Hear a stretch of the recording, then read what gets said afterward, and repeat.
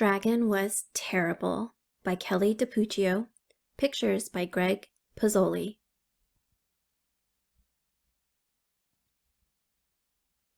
Dragon was terrible. Naturally, dragons have a bit of terrible in them because they're dragons after all.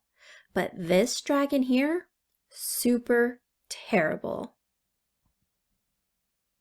He stomped on flowers. He played tricks on the guards.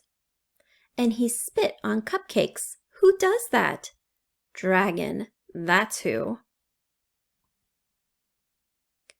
That's not all. He scribbled in books, he threw sand, and he took candy from baby unicorns.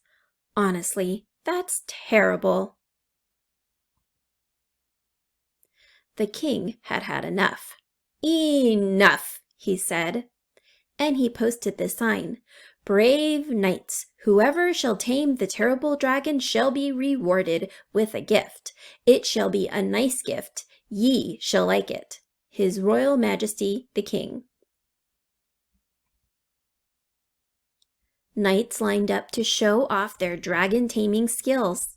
They all failed miserably, and Dragon just grew more terrible. He chased fuzzy yellow ducklings around the moat. He teepeed the castle. And he burned every last royal marshmallow to a blackened crisp. The villagers had had enough. Enough, they said, and they posted this sign. "Brave people, whoever shall tame the terrible dragon shall be rewarded with a gift from the king. It shall be a nice gift. Ye shall like it, we hope. His Royal Majesty, perhaps, the King." Ordinary blokes and lassies lined up to try their hand at taming the dragon. They all failed, embarrassingly so, and just when you thought it wasn't possible, Dragon grew even more terrible. He popped birthday balloons. He drew funny faces on the drawbridge. And he burped in church, loudly. Honestly, that's terrible and rude.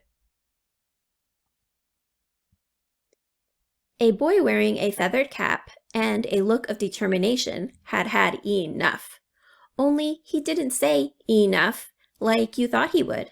Instead, he sketched a story. The next day, Dragon followed a trail of marshmallows to a shady tree where the boy was reading. The boy spied the dragon out of the corner of his eye and began to read aloud in a booming voice. "And then the brave dragon swooped in to save the princess," he said. Dragon stopped in his tracks. But the terrible knight pulled out his wicked sword. Dragon pretended not to listen. The brave dragon roared, and the fraidy cat knight trembled in his boots. Dragon pretended to walk away. A crowd began to gather, and Dragon took cover in a tree. The boy continued reading, page after page after page, until snap, crash! Dragon landed on the ground with a terrible thud. The crowd gasped. The dragon roared.